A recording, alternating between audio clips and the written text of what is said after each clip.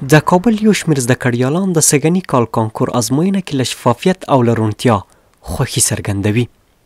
د هیواد پلازمینه کابل کې یو شمېر زده کړیالان د 1400 لمریز کال د کانکور په ملي امتحان کې د نورو کلونو برعکس له شفافیت او له روڼتیا خوښي څرګندوي. دوی زیاتوي چې دغه ازموینه کې شفافوالی تر حده زیات محسوسېده او د تخنیکي لحاظه هم پوره چمتووالی نیول شوی و او پوره نظم شتون درلود.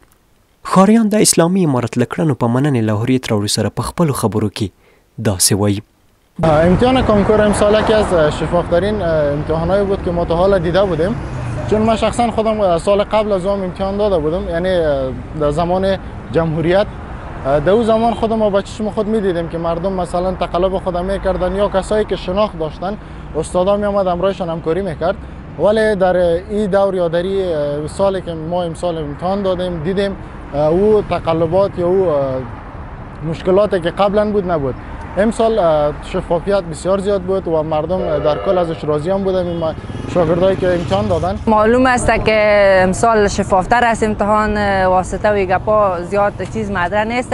انشالله بخیر خواست خداوند باشه کامیاب میشیم به رشته دلخواه.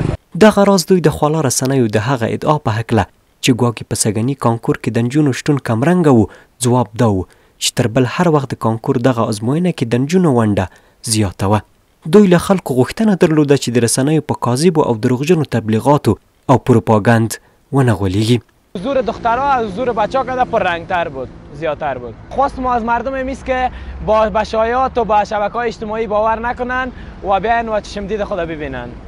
دا په داسې حال کې ده چې په افغانستان کې د تیرې واکمنې ادارې پر مهال د کانکور او ورته نورو ازموینو د یوې تجارتي لوبې حیثیت درلود او دغه راز په بشپړ ډول د تقلب او درغلۍ سره مله و.